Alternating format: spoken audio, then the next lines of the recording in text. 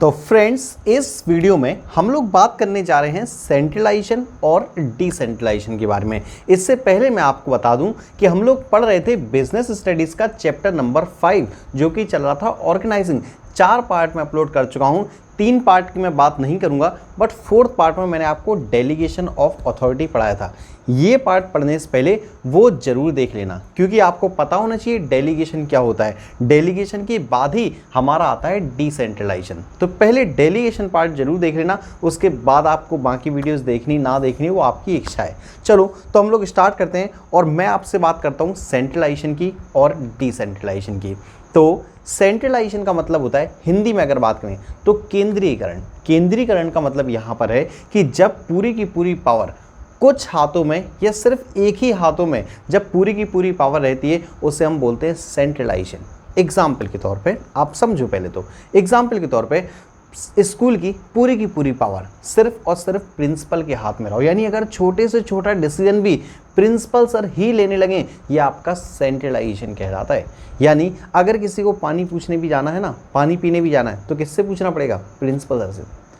अगर किसी स्टूडेंट को लीव चाहिए, किससे पूछना पड़ेगा? प्रिंसिपल सर से। अगर कोई क्लास में छोटा सा इशू भी हो गया है, किससे पूछना पड़ेगा?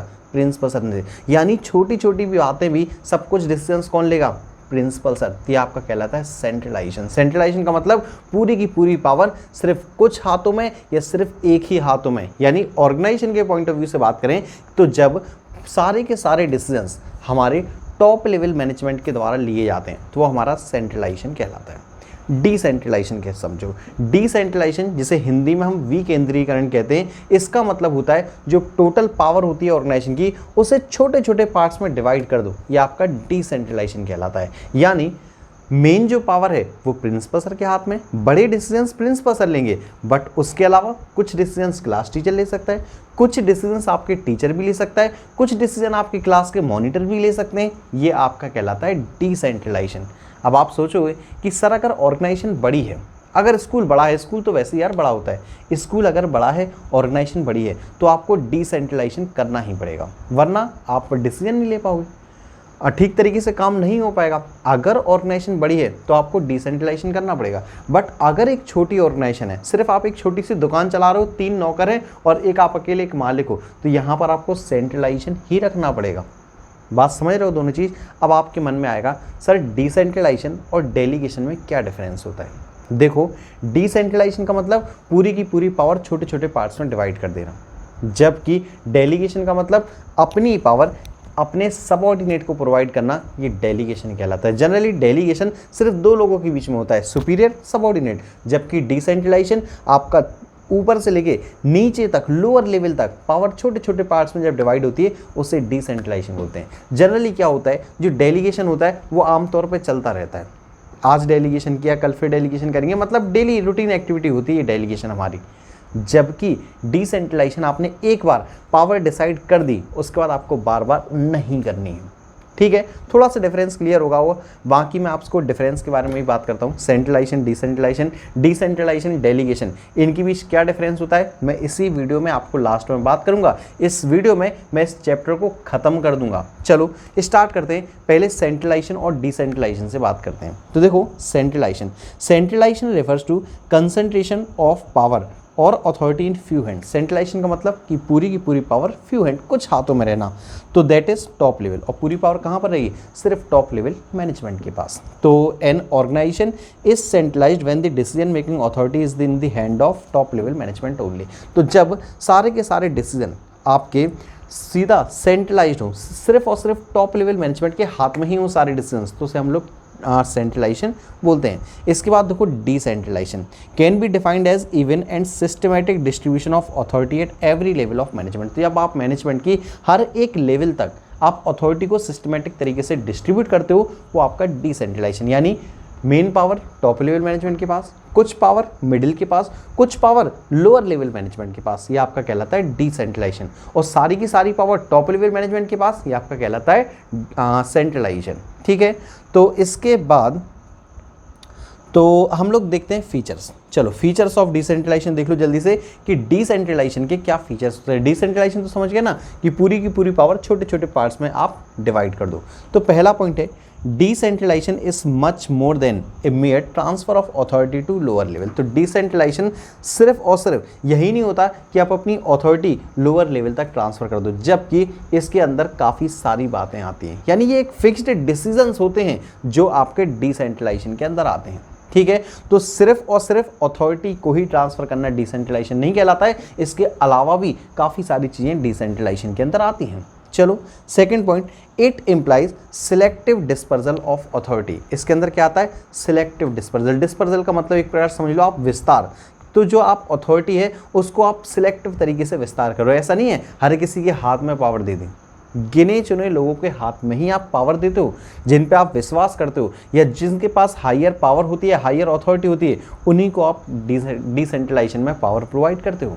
ठीक है, उसके बाद it shows the believe that people are competent, capable and resourceful. और आप डिसेंट्रलाइजेशन इसलिए भी करते हो क्योंकि आप मानते हो कि पीपल जो हमारे पास हैं वो कॉम्पिटेंट है, वो कैपेबल है, वो रिसोर्सफुल है, उनके पास संसाधन हैं सारे, इसलिए आप डिसेंट्रलाइजेशन करते हो ताकि वो डिसीजंस अपने लेवल पे आसानी से ले सकें। उसके बाद है decentralization indicates that employees at middle level and lower level can assume the responsibility for effective implementation of their decision. तो ये मान के हम लोग डिसेंट्रलाइजेशन करते हैं कि जो मिडिल लेवल और जो लोअर लेवल पे काम कर रहे हैं उनके पास रिस्पॉन्सिबिलिटी है जिससे वो अपने डिसीजंस इफेक्टिव तरीके से इम्प्लीमेंट कर सकते हैं। और उसके बाद fifth point, decentralization recognize the need of authority for decision makers. और एक सिक्स पॉइंट, मतलब फोर्थ पॉइंट फिफ्थ पॉइंट लगभग एक ही जैसा है। सिक्स पॉइंट हमारे पास है the top management carefully selects those decisions which will be pushed down to lower level and those will be retained at higher level. तो ये एक पॉइंट इंपॉर्टेंट था कि टॉप लेवल मैनेजमेंट क्या करता है, वो सारे डिसीजंस जो लोअर लेवल मिडिल लेवल ले सकता है उन्हें तो वो पुश कर देता है लोअर लेवल तक, यानी उन्हें आप ट्रांसफर कर देते हैं। जबकि टॉप लेवल मैनेजमेंट जो डिसीजन चाहता है कि जो डिसीजन हम सिर्फ खुद लेंगे उन डिसीजन को अपने हाथ में ही सुरक्षित रखता है, यानी टॉप लेवल मैनेजमेंट अपने हिसाब से अथॉरिटी को ट्रांसफर करता है। मेन अथॉरिटी, मेन डिसीजंस, बड़े डिसीजंस हम खुद लेंगे टॉप लेवल मैनेजमेंट, यानी वहाँ पर सेंट्रलाइजेशन। लेकिन जो बाकी के डिसीजंस हैं, जो छोटे मोटे डिसीजंस हैं, उसके लिए डिसेंट्रलाइजेशन। ठीक है, इसके बाद फीचर्स के बाद अब आ जाओ relation between delegation and decentralization. जो इंपॉर्टेंट पॉइंट्स होंगे उनके मैं आपको शॉर्ट ट्रिक भी बताऊंगा वहाँ पर। ठीक है, चलो पहले देखो रिलेशन बिटवीन डेलीगेशन और डिसेंट्रलाइजेशन। अब डेलीगेशन और डिसेंट्रलाइजेशन यहाँ से समझते हुए चलना, क्योंकि डेलीगेशन डिसेंट्रलाइजेशन आप लगभग एक ही जैसा समझते हो।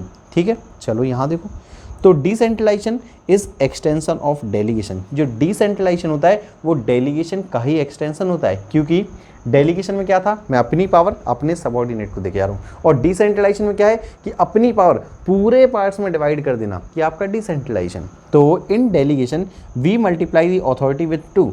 डेलीगेशन के अंदर सिर्फ दो ही लोगों में अथॉरिटी मल्टीप्लाई होती है, whereas in decentralization the authority is multiplied by many. जबकि डिसेंट्रलाइजेशन में अथॉरिटी बहुत सारे लोगों तक ट्रांसफर होती है। इसके बाद second point, delegation is necessary in every organization. तो हर एक ऑर्गेनाइजेशन के अंदर एक सिस्टमेटिक वर्किंग के लिए डेलीगेशन तो कंपलसरी है, डेलीगेशन आपको करना ही पड़ेगा, but decentralization is optional. But ध्यान रखना, डिसेंट्रलाइजेशन ऑप्शनल होता है, आप चाहो तो सेंट्रलाइजेशन के द्वारा भी ऑर्गेनाइजेशन ठीक से चला सकते हो। चलो इसके बाद आओ इम्पोर्टेंस, और इम्पोर्टेंस सभी चीज़ों के और इसके भी बहुत इंपॉर्टेंट होते हैं। इंपॉर्टेंट होते हैं, ठीक है, याद रहेगी ये बात। अब आ जाओ, तो पहले तो पॉइंट समझो क्या है। सबसे पहला, डेवलप इनिशिएटिव एमंग्स सबऑर्डिनेट्स। तो सबसे पहला है कि इनिशिएटिव डेवलप करते हैं किसके बीच में, सबऑर्डिनेट्स। सबऑर्डिनेट्स समझो जो हमारे नीचे काम कर रहे हैं। इनिशिएटिव का मतलब यहाँ पर है आपका एक प्रकार से पहल डेवलप करना। पहल तो आप समझते हो ना, किसी काम के लिए अपने आप से जागरूक हो जाना, वो आपका कहलाता है इनिशिएटिव। यहाँ पर तो आप क्या जागरूक कर रहे हो, एक पहल जागरूक कर रहे हो, ताकि सबऑर्डिनेट अपने तरीके से कुछ डिसीजंस लेके काम कर सकें। ये डिसेंट्रलाइजेशन बता रहा हूँ मैं, डिसेंट्रलाइजेशन इसलिए जरूरी है ताकि सबऑर्डिनेट्स कुछ काम तो अपने अनुसार ही कर सकें, छोटी छोटी बात के लिए टॉप लेवल मैनेजमेंट तक ना पहुंचे। उसके बाद develop managerial talent for future, और भविष्य के लिए आप मैनेजरियल टैलेंट भी डेवलप कर रहे हो, किससे, डिसेंट्रलाइजेशन। क्योंकि धीरे धीरे आप डिसीजंस हर एक लेवल पे लिए जा रहे हैं, तो जो नीचे लेवल वाले हैं वो भी धीरे धीरे डिसीजन लेना सीख रहे हैं। उसके बाद क्विक डिसीजन मेकिंग, यहाँ पर डिसीजन मेकिंग फास्ट होता है, जबकि सेंट्रलाइजेशन में डिसीजन मेकिंग स्लो होता है। उसके बाद relief to top level management, top level management को काफ़ी रिलीफ होता है। क्यों? क्योंकि टॉप लेवल मैनेजमेंट के ऊपर पूरा भार नहीं होता है। कुछ डिसीजन तो क्लास टीचर ले ही रहे हैं, कुछ डिसीजन तो टीचर ले ही रहे हैं। अगर सारे डिसीजन प्रिंसिपल सर ही लेते तो उनके ऊपर काफ़ी ज़्यादा भार आ जाता। उसके बाद फैसिलिटेट्स ग्रोथ, तो इससे ग्रोथ होने के चांसेस बहुत ज़्यादा हैं। और एक लास्ट पॉइंट, बेटर कंट्रोल, आप ऑर्गेनाइजेशन के ऊपर कंट्रोल भी अच्छे तरीके से रख सकते हो, क्योंकि मेन डिसीजन तो यार टॉप लेवल मैनेजमेंट ही ले रहा है। चलो तो एक काम करते हैं, याद करने के लिए ट्रिक देखते हैं, उसके बाद मैं आपको डिफरेंसेस पढ़ाता हूँ। अभी चैप्टर खत्म नहीं हुआ है, देखो मैं आपको बता दूँ पहले और क्या क्या पढ़ाना है। एक तो आपको डेलीगेशन और डिसेंट्रलाइजेशन में डिफरेंस पढ़ाऊंगा, फिर मैं आपको सेंट्रलाइजेशन और डिसेंट्रलाइजेशन में डिफरेंस पढ़ाऊंगा।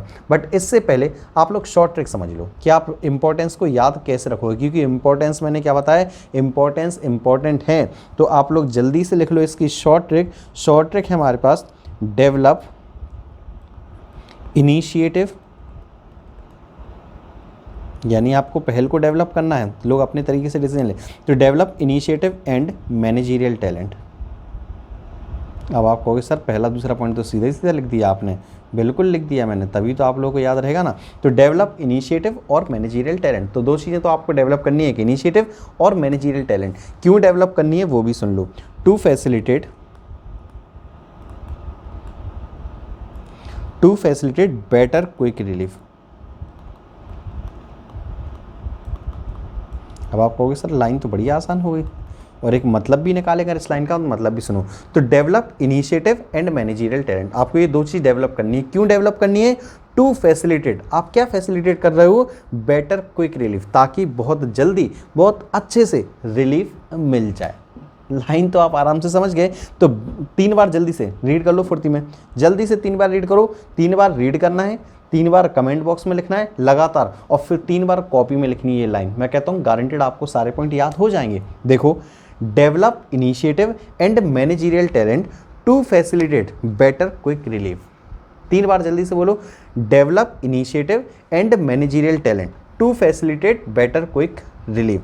दोबारा एक बार और, better initiative and managerial talent to facilitate better quick relief. तो मेरे ख्याल से याद हो गई लाइन। अब सुनो है क्या, पहला पॉइंट आपको दिख रहा है, दूसरा पॉइंट आपको दिख रहा है। पहला और दूसरा पॉइंट तो आपको सीधा सीधा नजर आ रहा था। अब देखो, फैसिलिटेट्स तो है फैसिलिटेट्स ग्रोथ, फिर है बेटर तो है बेटर कंट्रोल, फिर है क्विक तो यहाँ पर है क्विक डिसीजन मेकिंग, और रिलीफ तो ये है relief to top level management.